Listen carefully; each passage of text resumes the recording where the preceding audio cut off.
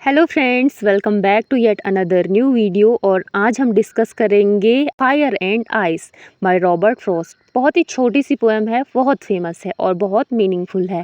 तो इसको Robert Frost ने 1920 में लिखा था और 1920 में ही उन्होंने इसको हार्पर्स मैगजीन में पब्लिश किया था। बाद में उन्होंने इसको 1923 में इंक्लूड किया था हैम्पशायर, जो कि उनका एक पोम कलेक्शन था। ये पोएम थी, इसी के लिए उन्होंने जो है पुलित्ज़र पुरस्कार भी जीता था, जो उनका ये हैम्पशायर कलेक्शन था। और ये पोएम सिर्फ 9 लाइन्स की है, लेकिन इसमें गहरा संदेश है कि दुनिया का अंत आग से होगा या फिर बर्फ से। तो चलो पोएम को लाइन बाय लाइन हिंदी में एक्सप्लेन करते हैं और समझते हैं। फर्स्ट लाइन में पोएट बोलते हैं, some say the world will end in fire, some say in ice. तो पोएट बोल रहे हैं कि कुछ लोग ये मानते हैं कि दुनिया का अंत आग से होगा, लेकिन जबकि जो कुछ लोग हैं वो बोलते हैं कि ये दुनिया बर्फ़ से ख़त्म होगी। फिर बोलते हैं, from what I have tested of desire I hold with those who favour fire. फिर पोएट बोलते हैं कि उसने इच्छा का अनुभव किया है, जो डिज़ायर होती है उन्होंने इसका अनुभव किया है और उनको ऐसा लगता है कि आग इच्छा का प्रतीक है और इसलिए वो मानते हैं कि आग से ही दुनिया का अंत होना सही है।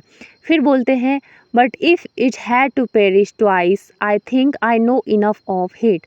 फिर पोएट बोलते हैं कि अगर दुनिया 2 बार ख़त्म होनी हो तो वो इतना नफ़रत जानता है कि दूसरी बार दुनिया का अंत बर्फ़ से भी हो सकता है।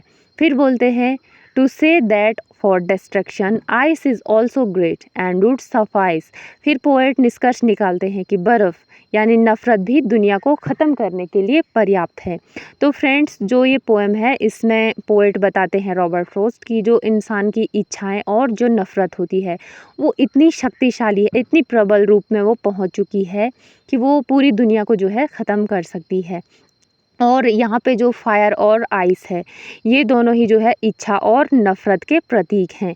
तो ये कविता इतनी छोटी सी है, लेकिन इसका संदेश बहुत गहरा है, बहुत ही डीप मैसेज देता है कि अनियंत्रित जो इच्छा होती है आग की तरह सब कुछ जला सकती है, और जबकि जो नफ़रत होती है जो बर्फ़ की तरह होती है वो सब कुछ जमा सकती है और सब कुछ ख़त्म कर सकती है। तो यहाँ पे ये पोम ख़त्म होती है और अब हम एग्ज़ाम पॉइंट ऑफ व्यू से इसकी थीम्स देखते हैं। Desire versus hated. तो जो हम ह्यूमन बीइंग्स होते हैं, हम में ऐसे इमोशंस होते हैं कि हम किसी भी चीज़ से डिस्ट्रैक्ट होते हैं और जो हमारी जो पावर होती है हम उसको ख़त्म कर देते हैं और फिर हम इच्छा रखते हैं वो पूरी ना हो तो हम जो है नफ़रत का बीज बोने लगते हैं और ये जो है अंततः सर्वनाश करके मानता है। फिर है एपोकलिप्स, सर्वनाश, जो कि एंड ऑफ द वर्ल्ड। ये पोएट ने इस पोएम में बताया है कि दुनिया का जो अंत है वो आइस और फायर से होगा। Symbolism of fire and ice. तो फायर यहाँ पे प्रतीक है डिज़ायर का, इच्छा का, जबकि जो आइस को यूज़ किया गया है वो यूज़ किया गया है नफ़रत से। नेक्स्ट है ह्यूमन नेचर। तो जो हम ह्यूमन बीइंग्स होते हैं, जो और लोग होते हैं, उनके इमोशंस को हम कंट्रोल करने की कोशिश करते हैं और किस्मत से छेड़खानी करके हम उसको बदलने का प्रयास करते हैं। तो इतनी सी इसमें थीम्स हैं। आई होप आपको ये वीडियो अच्छा लगा होगा और समझ में आया होगा। और आज की वीडियो में बस इतना ही, और मिलते हैं नेक्स्ट वीडियो में।